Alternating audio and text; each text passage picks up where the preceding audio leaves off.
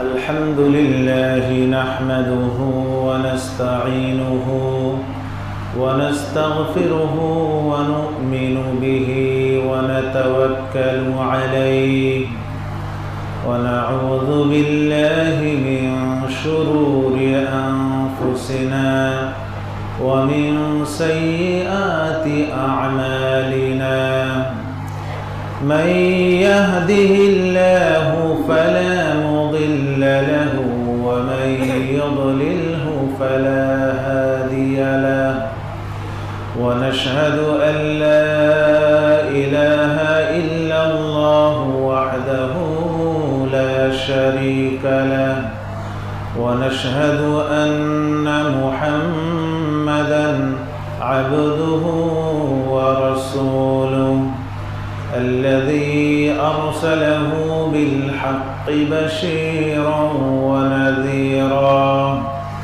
وداعيا إلى الله بإذنه وسراجا منيرا فقد قال الله تعالى في كلامه المجيد والفرقان الحميد أعوذ بالله من الشيطان الرجيم সকলে করে بسم الله الرحمن الرحيم يا أيها الذين آمنوا قوا أنفسكم وأهليكم نارا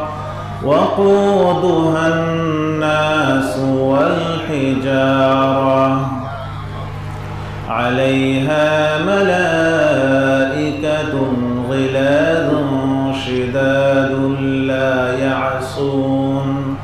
لا يعصون الله ما أمرهم ويفعلون ما يؤمرون وقال رسول الله صلى الله عليه وسلم إن الإيمان ليخلق في جوف أحدكم كما يخلق الثوب فاسألوا الله تعالى أن يجدد الإيمان في قلوبكم صدق الله العظيم وصدق رسوله النبي الكريم ونحن على ذلك من الشاهدين والشاكرين والحمد لله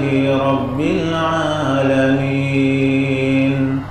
إن الله وملائكته يصلون على النبي يا أيها الذين آمنوا صلوا عليه وسلموا تسليما اللهم صل على محمد وعلى آل محمد كما صليت على إبراهيم وعلى آل إبراهيم إنك حميد مجيد اللهم بارك على محمد وعلى آل محمد كما باركت على إبراهيم وعلى آل إبراهيم إنك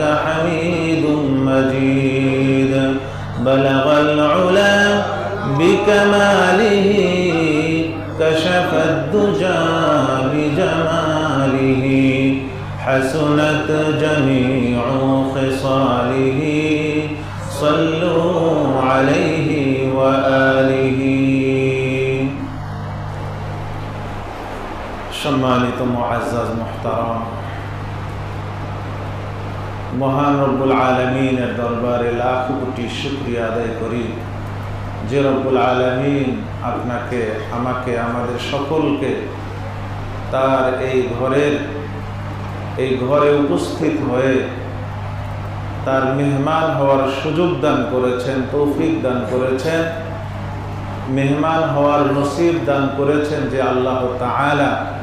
সে রব্বুল আলামিনের প্রতি অন্তরের গভীর থেকে শুকরিয়া আদায় করি, সকলেই বলি আলহামদুলিল্লাহ। ভাইরা আমার, অল্প সময় আলোচনা, দ্বীনি কথার শুরু আছে কিন্তু শেষ নেই।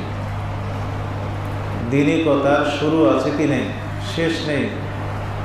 সারা জীবন দ্বীনি কথা বললেও জীবন ফুরিয়ে যাবে, কিন্তু কথা কি হবে না, শেষ হবে না। অল্প সময়ে দু একটি কথা, নির্যাস কিছু কথা বলার চেষ্টা করব ইনশাআল্লাহ।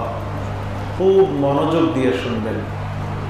অল্প কথার মধ্যে খুব গভীর দিয়ে শুনতে হয়, তা না হলে কথা বোঝা খুব কঠিন হয়ে যায়। অনেক উদাহরণ, অনেক দৃষ্টান্ত দিয়ে বোঝানো অনেক কঠিন, অনেক দৃষ্টান্ত, অনেক গল্প, অনেক কেচ্ছা দিয়ে বোঝানো যায়, কিন্তু একটাই শুধু বুঝবেন আর অনেক কিছু থেকে বঞ্চিত হয়ে যাবেন। আর যদি দৃষ্টান্ত, গল্প বাদ দিয়ে যদি শুধু মূল কথাগুলো বলা যায়, তাহলে অল্প সময় কি বলা যায়, অনেক কথাই বলা যায়।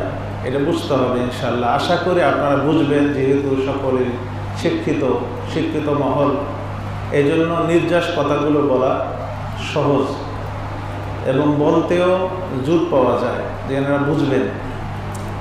আব্রাহাম লিঙ্কন আপনারা চেনেন, আমেরিকার যে তিনি প্রেসিডেন্ট, শুধু না বরং উনি হলেন প্রেসিডেন্টের আদর্শ বললেও চলে আমেরিকার।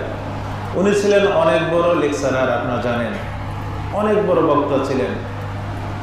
তো সাংবাদিকরা ওনাকে বললেন যে স্যার, আপনি তো অনেক ভালো কথা বলতে পারেন জনতার সামনে, জনগণের সামনে, আপনাকে যদি একটি সুনির্দিষ্ট বিষয় দিয়ে 10 মিনিটের বক্তব্য দেওয়ার জন্য কি করা হয়, অফার করা হয়, তাহলে 10 মিনিটের বক্তব্যের জন্য আপনি এইটা প্রস্তুতির জন্য কতক্ষণ সময় নেবেন? 10 মিনিট একটা বিষয়বস্তু আপনাকে ধার্য করা হলো, এই বিষয়ের উপর শুধু 10 মিনিট আপনি কি করবেন, একটা সেমিনারে বক্তব্য দেবেন, তা আপনি প্রস্তুতির জন্য কয় মিনিট নেবেন সময়? উনি বলেন যে 10 মিনিট বক্তব্য দেওয়ার জন্য আমার সময় লাগবে 2 সপ্তাহ। কয় সপ্তাহ লাগবে? 2 সপ্তাহ আমাকে টাইম দিতে হবে 10 মিনিটের বক্তব্য প্রস্তুত করার জন্য। সাংবাদিকরা বললেন যে আচ্ছা স্যার, যদি 20 মিনিটের জন্য দেওয়া হয় তাহলে কতক্ষণ লাগবে, কতদিন লাগবে? তখন তিনি বললেন যে 20 মিনিট বক্তব্য দেওয়ার জন্য আমাকে 1 সপ্তাহ সময় দিতে হবে। কয় সপ্তাহ? 1 সপ্তাহ। বলেন যে স্যার, যদি আপনাকে আধা ঘন্টার জন্য বক্তব্য, একটা সেমিনার, বিশাল বড় আয়োজন, সেমিনার বক্তব্য দেওয়ার জন্য আপনাকে সময় দেওয়া হয় আধা ঘন্টা, তাহলে প্রস্তুতির জন্য আপনি কতদিন সময় নেবেন? উনি বললেন যে আমাকে 1 মিনিটও সময় দিতে হবে না। তুমি 20 মিনিট, আধা ঘন্টা কেন, 1 ঘন্টা 2 ঘন্টা বক্তব্য দেওয়ার জন্য আমাকে বলো, শুধু একটু জানান দিলে হবে, আমি গিয়ে বয়ান শুরু করে দেবো, কিচ্ছু প্রস্তুতি লাগবে না আমার। বুঝলেন? 2-3 ঘন্টা বক্তব্য দেওয়া যায়, বুঝলেন? বিভিন্ন গল্প, কিচ্ছা, কাহিনী দিয়ে কী করা যায়, অনেক লম্বা কী করা যায়, বক্তব্য দেওয়া যায়। আমিরুল মুমিনিন আমিরে মুআবিয়া রাদিয়াল্লাহু তাআলা আনহু, আপনারা শুনেছেন, একজন জলিল কদর সাহাবী। তিনি যখন তার শেষ পর্যায়ে খেলাফতের, তার আশা ছিল তার ছেলে ইয়াজিদকে কি বানাবে, খলিফা বানাবেন। তারপরে আপনারা জানেন ইয়াজিদকে খলিফা বানানো তার একটা ভুল ছিল, সাহাবাদের তো ভুল হতে পারে না? উনি তো জানতেন না, উনি তো আলিমুল গায়ব না, যে আমার ছেলে এত খারাপ হবে, এটা তো উনি জানতেন না।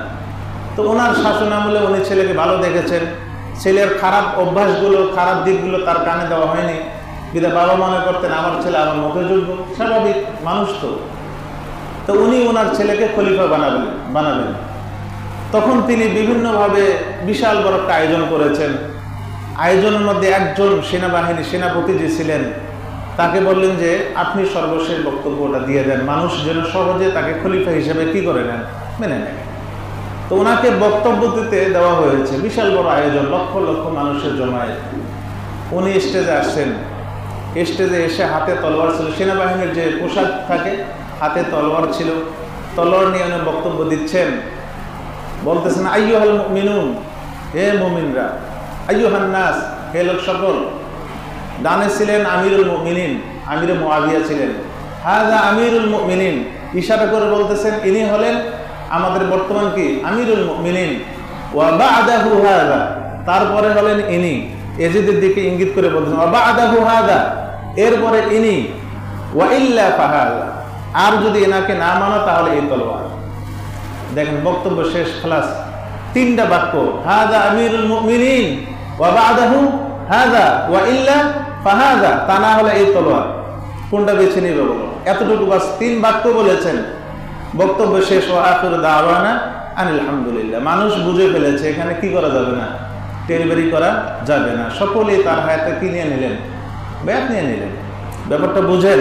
তাহলে বক্তব্য যত সংক্ষিপ্ত হবে বক্তার তত কি করতে হয়, বেশি কিছু ঘাটতে হয়, কেননা অল্প সময় অনেক কিছু বলতে হবে। আমি আপনাদের সামনে তেলাওয়াত করেছি সূরাতুত তাহরিমের 6 নম্বর আয়াত। আল্লাহ তাআলা বলেন, ইয়া আইয়ুহাল্লাযীনা আমানু, হে ঈমানদারেরা, হে আফতাবউদ্দিন মসজিদে যারা আমার আয়াতটা শুনতেছো, এই ঈমানদারেরা, কু আনফুসাকুম, তোমরা নিজেকে বাঁচাও, ওয়া আহলিকুম, তোমাদের পরিবার পরিজন আত্মীয় স্বজন পাড়া প্রতিবেশীদেরকে বাঁচাও। না রওয়া, কিসের থেকে? আগুন থেকে বাঁচাতে বলা হচ্ছে। কিসের থেকে? আগুন। কিসের আগুন? জাহান্নামের আগুন থেকে বাঁচতে বলা হচ্ছে। আল্লাহ তাআলা কিন্তু কাফেরদেরকে বলেন নাই, আপনাকে আমাকে বলেছেন, ঈমানদারদেরকে বলেছেন, বিশেষ উম্মতদেরকে বলেছেন, বিশেষ বান্দাদেরকে। পৃথিবীতে যত মানুষ রয়েছে সকলেই কিন্তু আল্লাহর নবীর উম্মত, সকলে আল্লাহর নবীর উম্মত। মুসলমান বলেন, কাফের বলেন, সকলে নবীজির উম্মত। যারা নবীজির কথা সাড়া দিয়েছে, নবীজির কথা মেনেছে, তাদেরকে বলা হয় উম্মতে ইজাবি। ইজাবি জবাব থেকে ইজাবি, যারা সাড়া দিয়েছে নবীজির ডাকে। আর এক উম্মত হলো অমুসলিম যারা, তারাও নবীজির উম্মত, কিন্তু তারা হলো উম্মতে দাওয়াতি। নবীজির দাওয়াতে এখনো তারা রয়েছে, কিন্তু এখনো কি দেয়নি, দাওয়াতে সাড়া দেয়নি। তো আল্লাহ তাআলা শুধু উম্মতে ইজাবি, আল্লাহর বিশেষ বান্দা যারা উম্মতে ইজাবি, মুসলমান যারা, তারা হলো আল্লাহর বিশেষ বান্দা। বিশেষ বান্দাদেরকে আল্লাহ তাআলা বলতেছেন, ইয়া আইয়ুহাল্লাযীনা আমানু, হে ঈমানদাররা, কু আনফুসাকুম, তুমি নিজেকে বাঁচাও, পরিবারদেরকে বাঁচাও। কিসের থেকে? জাহান্নাম থেকে। জাহান্নাম থেকে বাঁচিয়ে কোথায় যেতে বলতেছেন? জান্নাতে। এখানে একটা বিষয় লক্ষ্য করুন, যে এখানে শুধু মুমিনদেরকে জান্নাতে যাওয়ার কি দিচ্ছেন, উৎসাহ দিচ্ছেন, জাহান্নাম থেকে বাঁচতে বলতেছেন। কাফেরদেরকে কি আল্লাহ তাআলা এই উৎসাহটা দেননি? কেননা পৃথিবীতে যত মানুষ রয়েছে, 700 কোটি বা 800 কোটি যে মানুষ, তাদের মধ্যে 150 কোটি বা 200 কোটি কি রয়েছে? মুসলমান। এই 200 কোটি মুসলমান বাদে যত অমুসলিম রয়েছে সকলেই বিনা হিসাবে জাহান্নামে যাবে। কোথায় যাবে? বিনা হিসাবে কোথায় যাবে? এর মধ্যে কোনো সন্দেহ আছে? কোনো সন্দেহ নেই। সন্দেহ করলে ঈমান নষ্ট হয়ে যাবে।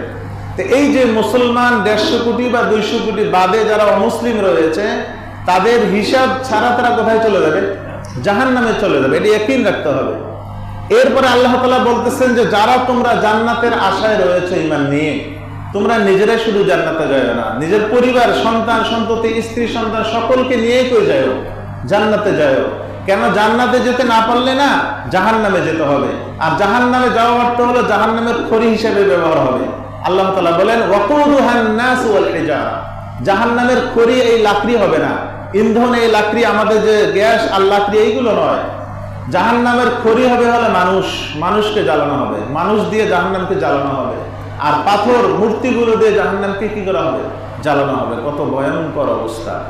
তা আল্লাহ তাআলা বলেন যে এই তোমার প্রতিবেশী, পাড়া প্রতিবেশী, আত্মীয় স্বজন, নিজের পরিবার, স্ত্রী সন্তান, এদেরকে নিয়ে কই যাও? জাহান্নামে যাও। জান্নাত থেকে বাঁচো, জাহান্নাম থেকে বাঁচো। জাহান্নাম থেকে বেঁচে যদি জান্নাতে যেতে পারি পরিবার সহ, তাহলে আনন্দটা কম হবে না বেশি হবে? আর যদি একাকী জান্নাতে যান, একাকী গিয়ে কোনো লাভ আছে বলেন? খুব একটা আনন্দ পাবেন? পাবেন না।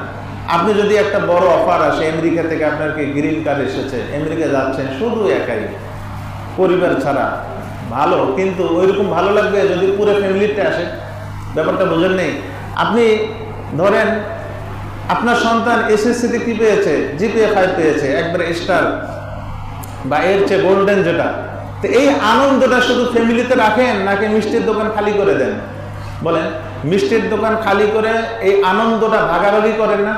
যত লোককে জানাবেন তত আনন্দ বাড়তে থাকে। ফেসবুকে দিচ্ছেন, ইউটিউবে দিচ্ছেন, এখানে দিচ্ছেন, ওখানে, এই গ্রুপে, ওই গ্রুপে। আচ্ছা, আমার আনন্দটা আরো বেশি কি হচ্ছে? বেশি আনন্দটা বেশি হচ্ছে যখন বেশি পরিমাণ লোক কি করতেছে, জানতেছে। এখন জান্নাতে যদি আপনি যান, এই আনন্দ ভাগ করার কি নেই, ভাগাভাগি করার লোক নেই, একাই জান্নাতে, আনন্দ বেশি হবে না কম হবে? তা আল্লাহ তাআলা বলতেছেন যে জান্নাতে গিয়ে যদি আনন্দ বেশি পেতে চাও, তাহলে তোমার পরিবার সহ জান্নাতে গিয়ে দেখো না কি মজা। হোটেলে একাই খেতে গেছেন, একরকম স্বাদ, ফ্যামিলি সহ খেতে একটা টেবিল পুরা কি দখল করে নিয়েছেন, যা ইচ্ছা তাই অর্ডার দিচ্ছেন, কি আনন্দ করে খাচ্ছেন, একটা আলাদা ফ্লেভার না? তো এইরকম আল্লাহ তাআলা এই ফ্লেভারটা আমাদেরকে বলতেছেন যে তোমরা যদি যেতে চাও জান্নাতে, তাহলে সবাই আসিও, জান্নাতে তোমাদের দাওয়াত থাকলো, সকলে আসিও, একে আইসো না। সকলে আসলে আনন্দ খুব ভালো হবে, জাহান্নাম থেকে বেঁচে যায়। ওমর রাদিয়াল্লাহু তাআলা আনহু, ওমর ইবনুল খাত্তাব আমিরুল মুমিনিন, হযরত ওমর রাদিয়াল্লাহু তাআলা আনহু, তিনি এই আয়াতটি শোনার পরে নবীজির কাছে দৌড় দিয়ে আসছেন, ইয়া রাসূলুল্লাহ, ইয়া হাবিবাল্লাহ। আল্লাহ তাআলা তো বললেন যে, আল্লাহ তাআলা বলেছেন জাহান্নাম থেকে বাঁচার জন্য ফ্যামিলি সহ। তা আমি তো বাঁচতে চাই, নিজেকেও বাঁচাতে চাই জাহান্নাম থেকে, ফ্যামিলিকেও জাহান্নাম থেকে বাঁচাতে চাই। ইয়া রাসূলুল্লাহ, আল্লাহ তাআলা তো শুধু বাঁচতে বললেন, কিভাবে বাঁচবো এটা তো আল্লাহ তাআলা বললেন না। তা আপনি একটু দয়া করে ব্যাখ্যা করবেন, বলে দিবেন কিভাবে বাঁচবো? নবীজি সাল্লাল্লাহু আলাইহি ওয়াসাল্লাম বললেন, হ্যাঁ ওমর, দুইটি উপায় রয়েছে জাহান্নাম থেকে নিজেকে এবং ফ্যামিলিকে বাঁচানোর। কয়টি উপায়? দেখুন, আল্লাহ তাআলা কিন্তু শুধু বাঁচতে বলেছেন, কিভাবে বাঁচবেন এটা কিন্তু কি বলেন নেই, ওই আয়াতে নেই, ঠিক না? তো এর উত্তর কি দিচ্ছেন? নবীজি। তাই নবীজি ছাড়া কোরআন বোঝা সহজ না কঠিন? মারাত্মক কঠিন। এই জন্য হাদিস ছাড়া যারা কোরআন বোঝে তাদের ইমানে নেই। যারা হাদিসকে মানে না, শুধু কোরআন মানে, আহলে কোরআন, ওদের ইমান নেই, তাদের জানাজা করাও জায়েজ নেই, তাদের দাফন করাও জায়েজ নেই, বুঝলেন? মুসলমান কবরস্থ করা জায়েজ নেই। নবীজি সাল্লাল্লাহু আলাইহি ওয়াসাল্লামের কাছে যখন আয়াত নাজিল হলো, ইন্নাল্লাহা ওয়া মালাইকাতাহু ইউসাল্লুনা আলান নবী, যে আল্লাহ আর ফেরেশতারা নবীর উপর সালাত পাঠ করে, ইয়া আইয়ুহাল্লাযীনা আমানু, হে ঈমানদাররা, সাল্লু আলাইহি, তোমরাও নবীজির উপর সালাত পাঠ করো। এবার সাহাবা একরাম নবীজির কাছে আসলেন, বললেন যে ইয়া রাসূলুল্লাহ, আল্লাহ তাআলা সালাত পাঠ করতে বললেন, কেমনে পাঠ করব? আমরা তো জানি না। সাল্লু আলাইহি ওয়া সাল্লিমু তাসলিমা, সালাম তো আমরা জানি, আপনি আমাদেরকে শিখিয়েছেন, সালাম কেমনে পাঠ করতে আপনি আমাদেরকে শিখিয়েছেন, এটা তো জানি। সালাত কেমনে পাঠ করব? সালাম কেমনে জানি? আত্তাহিয়াতু আল্লাহ নবী আগে শিখিয়ে দিয়েছিলেন, আত্তাহিয়াতু লিল্লাহি ওয়াস সালাওয়াতু ওয়াত তাইয়্যিবাতু আসসালামু আলাইকা আইয়ুহান নবী। এখানে আসসালামু আলাইকা আছে, ওয়াস সালাতু আলাইকা নেই, আছে আত্তাহিয়াতু নেই, কে আছে? আসসালামু আলাইকা। তা সাহাবা ইকরাম বললেন, ইয়া রাসূলুল্লাহ, আত্তাহিয়াতের মধ্যে আপনি আসসালামু আলাইকা সালাম শিখিয়ে দিয়েছেন, আপনার উপর কেমনে সালাম দিতে হয় এটা তো আমরা জানি। তা আল্লাহ তো সালাতও পাঠ করতে বললেন, তাহলে সালাত কেমনে পাঠ করব ইয়া রাসূলুল্লাহ? নবীজি বললেন, কুলু আল্লাহুম্মা সাল্লি আলা মুহাম্মাদ ওয়া আলি মুহাম্মাদ কামা সাল্লাইতা আলা ইব্রাহিম ওয়া দরুদ ইব্রাহিম, বিভিন্ন দরুদ এইভাবে আসছে রিওয়ায়াতে। তা আল্লাহ নবী সালাত শিখিয়ে দিলেন, তাহলে আল্লাহ তো শিখিয়ে দেন নাই, দিয়েছেন? তাহলে এবার বলুন, আল্লাহ তাআলা সালাত পাঠ করতে বলছেন, এই সালাতের পদ্ধতি যদি নবীজি থেকে না নেই, হাদিস থেকে না নেই, তাহলে আমার ঈমানটা কি থাকবে বলেন? এই জন্য জীবনে একবার হলেও নবীজির উপর সালাত পাঠ করা ফরজ, জীবনে একবার হলেও। ব্যাপারটাকে বুঝাতে চেয়েছি। তা আল্লাহ তাআলা বললেন যে নিজেকে, পরিবারদেরকে বাঁচাও জাহান্নাম থেকে। হযরত ওমর এসে বললেন, ইয়া রাসূলুল্লাহ, কিভাবে বাঁচাবো একটু দয়া করে বলবেন। নবীজি সাল্লাল্লাহু আলাইহি ওয়াসাল্লাম বললেন, দুইটি উপায়, একটি হলো আমলে সালেহ করো, আরেকটি হলো গুনাহ বর্জন করো। আমলে সালেহ করো, আরেকটি হলো গুনাহ বর্জন করো। যদি তুমি নিজের মধ্যে এই দুইটি গুণ বাস্তবায়ন করতে পারো, আমলে সালেহ যদি করতে পারো, তাহলে তোমার দেখা দেখি তোমার সন্তানরাও আমলে সালেহ করবে, তোমার দেখা দেখি তোমার স্ত্রী সন্তানরাও আমলে সালেহ করবে। তুমি যদি গুনাহ বর্জন করো, তাহলে তোমার স্ত্রী সন্তানরাও তোমাকে দেখে গুনাহবর্জন করবে, তাহলেই তুমি নিজেও জান্নাতে যেতে পারবে, তোমার স্ত্রী সন্তানদেরকেও জান্নাতে নিতে পারবে। ব্যাপারটাকে বুঝাতে পারিনি। আমি ছেলেকে বললাম চলো নামাজ পড়তে যাই, নিজে বসে আছে, ছেলেকে পাঠিয়ে দিলাম মসজিদে, হলো না। কেন? আমি নিজে নামাজ পড়ি না, বেনামাজি। আমার ছেলে আমার থেকে কি শিখবে? আমি নিজে সারাদিন গুনার মধ্যে ব্যস্ত, আমার সন্তানরা আমার থেকে কি শিখবে? নিজেকে এবং নিজের পরিবারকে জাহান্নাম থেকে বাঁচানোর খুব শোক, খুব যোগ, খুব ইচ্ছা, কিন্তু ভোর সকালবেলা নামাজের সময় সন্তান ঘুমায়, নিজে উজু করে মসজিদে যাচ্ছি, কিন্তু সন্তানকে ঘুমিয়ে দিয়ে আসলাম, থাক, ঘুমে ডিস্টার্ব হবে। তাহলে কেমনে আমার সন্তানকে আমি জাহান্নাম থেকে বাঁচাবো? সন্তান খেলাধুলায় ব্যস্ত, আসরের সময় আমি নামাজে যাচ্ছি, থাক ছেলেটা খেলতেছে, খেলুক, ছোট মানুষ খেলাধুলা করুক, আমি নামাজ পড়লে তো হলো না। উচিত হলো আমি শুধু নয়, আমার সন্তান সহ কোথায় চলে আসা, মসজিদে চলে আসা। এই জন্য নিজেকে এবং পরিবারকে যদি বাঁচাতে চাই আমরা, তাহলে কি করতে হবে ভাই? আমাদের আমলে সালেহ করতে হবে, আর কি গুনাহ বর্জন করতে হবে। আমলে সালেহ কাকে বলে আমি আগেও বলেছিলাম আপনাদেরকে, আবার বলছি, ফাযাক্কির ফাইন্না যিকরা তানফাউল মুমিনিন। আল্লাহ তাআলা বলেন বেশি বেশি এক কথা বারবার বলো। প্রতি 5 ওয়াক্ত নামাজে আমরা সূরা ফাতিহা পড়ি না? বিরক্ত হই? তাহলে একটা বয়ান বারবার শুনলে কেন বিরক্ত হই বলেন? আগে ওই বয়ানের উপর যখন আমার আমল চালু হবে, তখন আমি আরেক বয়ানের দেখি কি হতে পারে, উৎসাহিত হতে পারে যে আরেকটা বয়ান। কিন্তু আমি এই বয়ানের উপরে কি এখনো আসিনি, আমলে আসেনি, আর নতুন বয়ান শোনার খুব শৌক, এটা উচিত নয়। এই জন্য ভাইয়েরা আমার, আল্লাহ তাআলা বলেছেন ফাযাক্কির, যে তুমি বারবার আলোচনা আনো, একই বিষয়, দ্বীনি বিষয় আলোচনা আনো, ফাইন্না যিকরা তানফাউল মুমিনিন, মুমিনের উপকারে আসবে।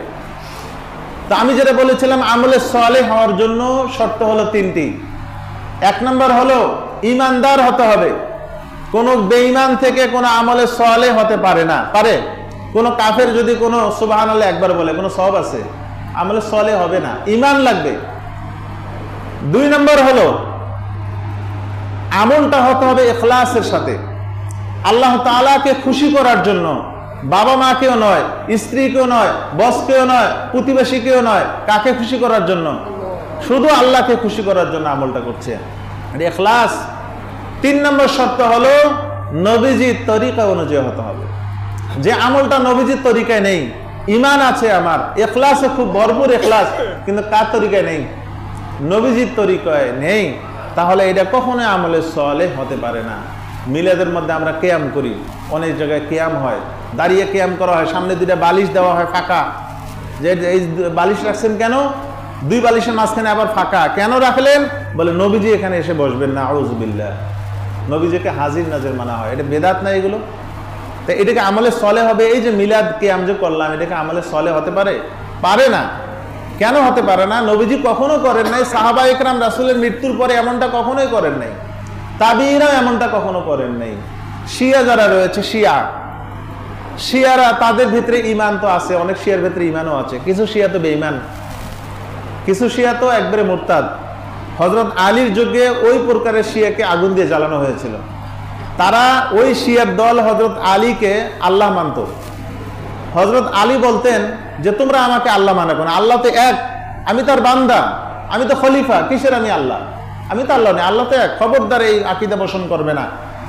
তারা বলে যে না, আপনি আল্লাহ, আপনি ছাড়া কোনো ইলাহ নেই। হযরত আলী তাদেরকে বলে আচ্ছা বলো তো, আমি যে আল্লাহ, দলিল কি তোমাদের কাছে? বলে হ্যাঁ, দলিল তো অবশ্যই আছে। বলে কি? কোরআনে আছে, স্বয়ং কোরআনে তো আপনি কি করেছেন, বলেছেন কি? বলে কোরআনে তো আপনি বলেছেন ওহুয়াল আলিয়ুল আযীম, ওহুয়াল আলিয়ুল আযীম, আর তিনি আল্লাহ হলেন আলী, আল আযীম তিনি হলেন মহান। এই যে আলী আছে না শব্দটা কোরআনে, এরা মনে করছে আলী হলে কে? এই আলী। হযরত আলী বললেন খবরদার, এরপরে যদি তোমরা আমাকে আল্লাহ বলার চেষ্টা করো না, তোমাদেরকে আগুন দিয়ে জ্বালিয়ে ফেলবো, জ্বালিয়ে মারবো। তখন এই শিয়ার দল বলতে লাগলো কোনো অসুবিধা নেই, আপনি আমাদের আল্লাহ, আপনি যদি আমাদেরকে আগুন দিয়ে মেরে শান্তি পান, আমরাও শান্তি পাবো, আপনি মারতে পারেন, আপনার ক্ষমতা রয়েছে। হযরত আলী পরবর্তীতে এইগুলোকে আগুন দিয়ে জ্বালিয়ে মারছে, তবুও তারা সঠিক পথে আসেনি। তো কিছু শিয়া তো কাফের, এগুলো অনেক ব্যাখ্যা বিশ্লেষণ রয়েছে, কিন্তু শিয়ার সর্বনিম্ন তাদের পদ হলো এরা ফাসেক। কোন শিয়া ফাসেকের বাহিরে নেই, কোনো শিয়া ফাসেকের বাহিরে নেই, কমপক্ষে সে ফাসেক, কমপক্ষে সে ফাসেক। তাহলে ফাসেক হলে ঈমান থাকতে হবে। শিয়াদের ভেতরে ঈমানও রয়েছে, ইখলাসও রয়েছে, কিন্তু তারা যে কাজগুলো করে, 10 মুহররম যে মাতমটা করে, এই মাতমের মধ্যে তারা যে অবৈধ কাজগুলো করে, যে নিজের পিঠকে ঝাঁঝরা বানিয়ে দেয়, এটা কিসের মহব্বতে? হোসাইনের মহব্বতে না। হোসেনকে কেন মহব্বত করেন? নবীজির নাতি, এই জন্য তো। আর নবীজিকে কেন মহব্বত করেন? আল্লাহর প্রিয় তো নবী, এই তো। তো এই যে তাদের তো ইখলাস রয়েছে, ইখলাসও রয়েছে, ঈমানও রয়েছে, কিন্তু কাজটা করতেছে কি? নবীজির তরিকার বাহিরে। তাহলে এটা ফাসেক হওয়ার লক্ষণ কিনা বলেন? এগুলো হলো আমলে সালেহ নয়, এগুলো হলো বদ আমল, এগুলো গুনার কারণ। তা আমলে সালেহ হওয়ার জন্য শর্ত কয়টি বললাম? 3টি। 1 নম্বর শর্ত হলো ইমানদার হতে হবে, 2 নম্বর শর্ত হলো ইখলাস থাকতে হবে, 3 নম্বর শর্ত হলো নবীজির তরিকায় হতে হবে। এই হলো আমলে সালেহ।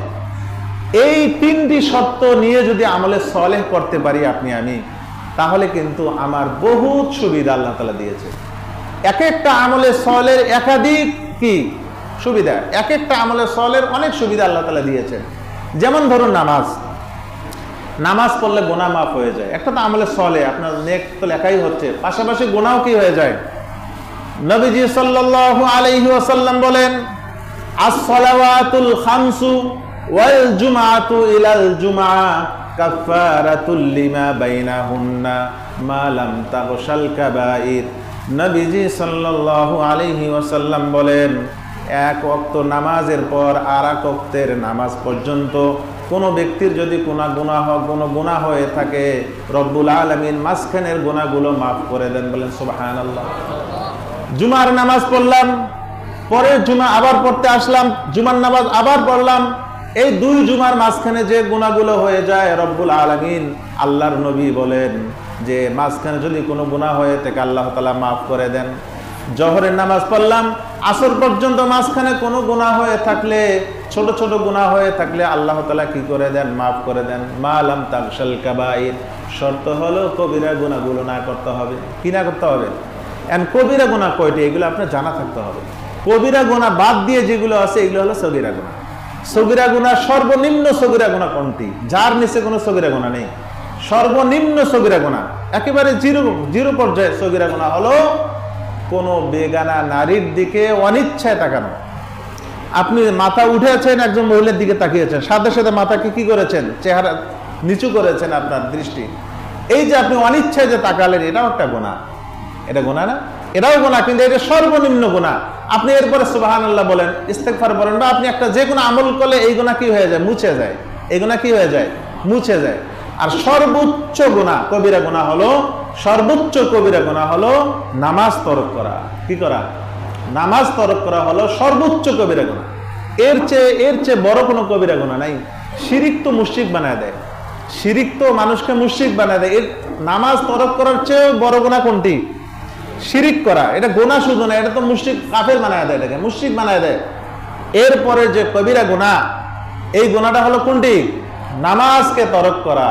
আমার বাসার সামনে মসজিদে, আমার এলাকার মসজিদে নামাজ হচ্ছে জামাতের সাথে, আমি বসে কি রয়েছে গল্প করতেছি, ঘুমাচ্ছি, এটা কখনো মুমিনের কি হতে পারে না? আখলাক।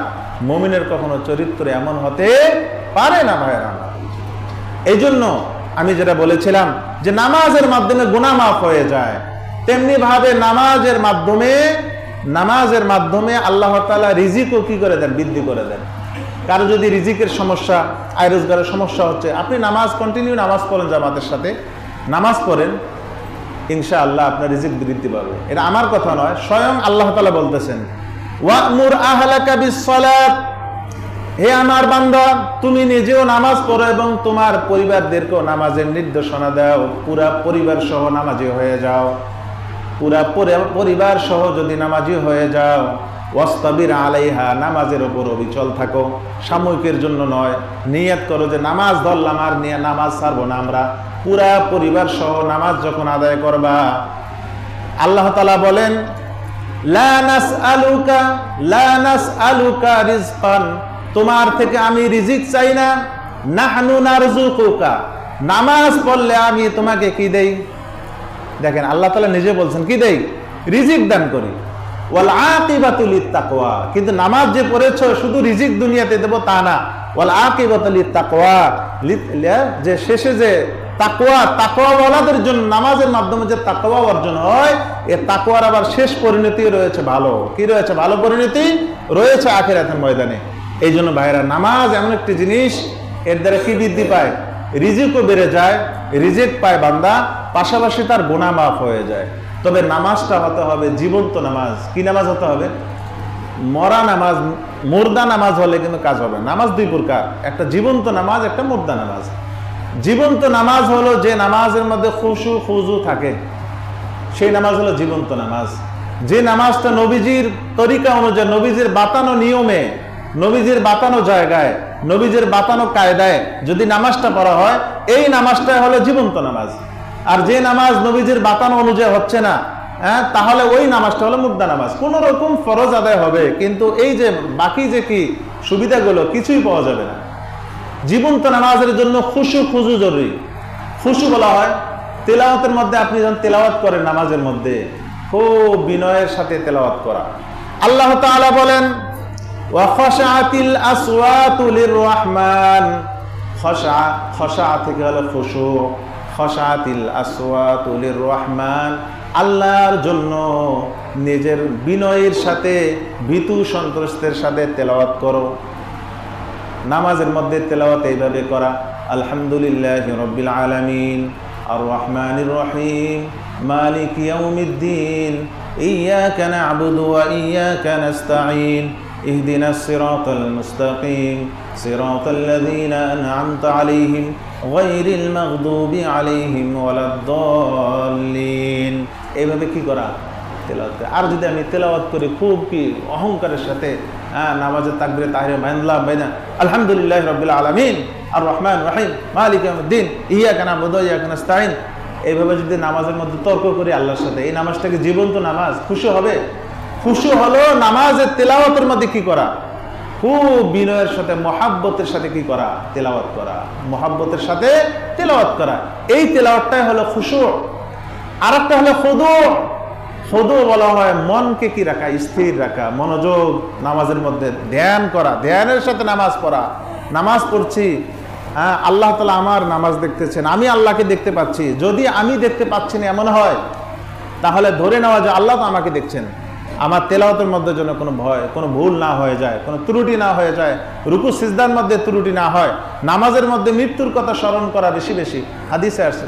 নামাজের মধ্যে মরণের কথা স্মরণ করা, যে আজ আমি থাকবো না, কালকে আমি মুর্দা হয়ে যাব, এই জগতে থাকবো না, আসল জগতে আমি যাব। কিসের এত ফুটানি, কিসের এত বাহাদুরি এই জগতে? অল্প দিনের হায়াত, অনেক বড় ফুটানি, কোনো দরকার নেই, আমার হায়াতটা শেষ হয়ে যাবে। বিদে এইভাবে যদি নামাজের মধ্যে আমি কি ধ্যান করি, মৃত্যুর ধ্যান করি, তাহলে দেখবেন এই নামাজটা হবে জীবন্ত নামাজ। এই নামাজটা কি হবে ভাইরা আমার? জীবন্ত নামাজ।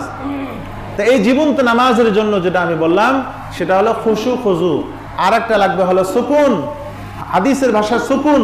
সুকুন মানে স্থির থাকা, পায়ের তল থেকে নিয়ে মাথার উপর পর্যন্ত পুরো বডিটা স্থির থাকতে হবে।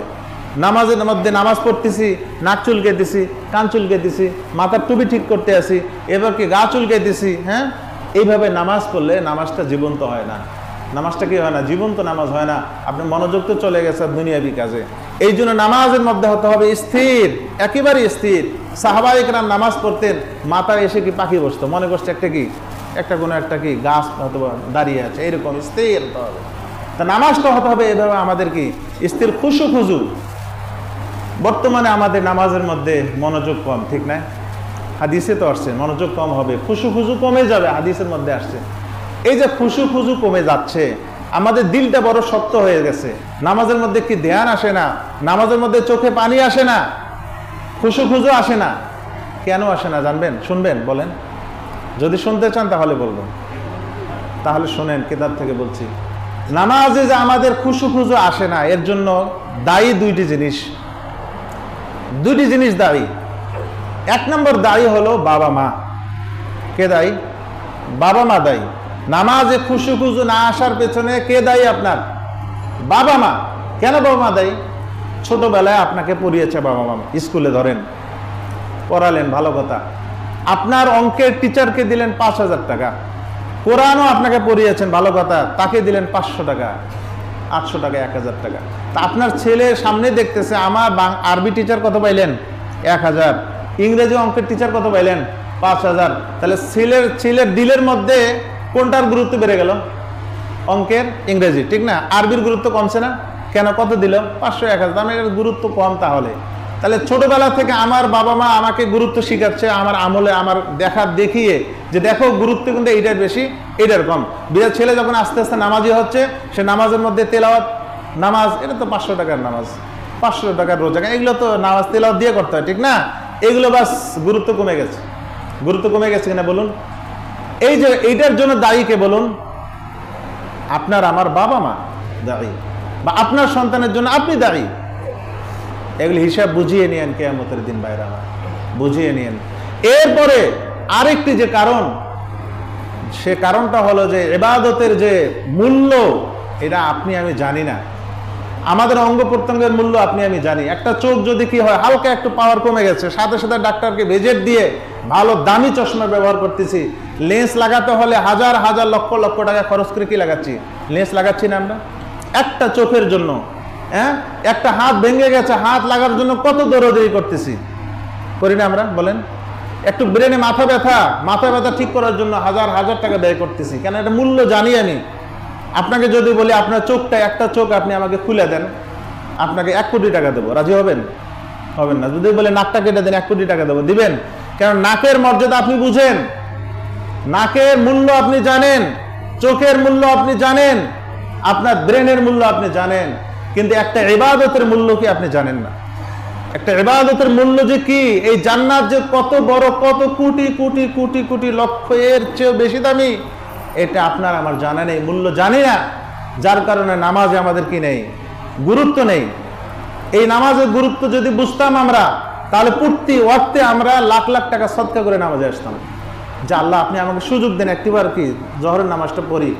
এই জন্য আল্লাহ তাআলা কিন্তু ইশারাও করেছেন, নামাজের আগে সদকা করে নামাজে আইসো। আল্লাহ তাআলা বলেন, ক্বাদ আফলাহা মান তাযাক্কা, সফল ওই সকল ব্যক্তি, তাযাক্কা যারা যাকাত দেয়, সদকা দেয়, ওয়া যাকারা ইসমা রাব্বিহি, এরপরে মসজিদে প্রবেশের সময় আল্লাহর জিকির করে। মসজিদে প্রবেশের সুন্নত কয়টি? 5টি না? হ্যাঁ, বিসমিল্লাহ বলা, দরুদ শরীফ পড়া, দোয়া পড়া, এগুলো সব জিকির, সব জিকির। আল্লাহ তাআলা বলেন ক্বাদ আফলাহা, সফল ওই ব্যক্তি, তাযাক্কা, যে যাকাত দিল। তাযাক্কা মানে যাকাত থেকে, তার অর্থ হলো সদকা করলো। ওয়া যাকারা ইসমা রাব্বিহি, অতঃপর আল্লাহর জিকির করে মসজিদে প্রবেশ করলো। ফাসাল্লা, এরপরে নামাজ পড়লো, সেই ব্যক্তি হলো কি সফল। তা আল্লাহ তো ইশারা করেছেন, করেন নাই? তাহলে ইবাদত কত মূল্যবান, কত মূল্য, এই মূল্যটা আমরা জানি না। যার কারণে হয়েছে ব্যাপারটা যে আমরা কদর করতে, এর মূল্য না জানার কারণে আমাদের কি নেই? মনোযোগ নেই। ভাইরা আমার, এই ইবাদতে মনোযোগ না আসার পেছনে দায়ী হলো এই দুটি জিনিস। এই দুটি জিনিস যদি আমাদের থেকে দূর হয়ে যায়, তাহলে মনোযোগটি আস্তে আস্তে চলে আসবে। এবং ইবাদতে মন বসার জন্য, মনকে নরম করার জন্য 5টি উপায়। কয়টি উপায়? 5টি কাজ যদি আমরা করতে পারি, আমাদের ইবাদতে মনও বসবে, দিল নরম হয়ে যাবে, চোখে পানি আসবে, আল্লাহর জন্য চোখে পানি আসবে, রাসূলের জন্য পানি আসবে। হ্যাঁ, জান্নাতে জাহান্নাম থেকে বাঁচার জন্য চোখে পানি আসবে, জান্নাত পাওয়ার জন্য চোখে পানি আসবে। আমরা কি শুনতে চাই? ইনশাআল্লাহ আগামী সপ্তাহে দিল কিভাবে নরম করা যায় এই নিয়ে আলোচনা করা হবে। ওমা তৌফিক ইল্লা বিল্লাহ। আমরা যারা সুন্নত পড়ি নেই, ক্বাবলাল জুমা 4 রাকাত সুন্নত পড়ি।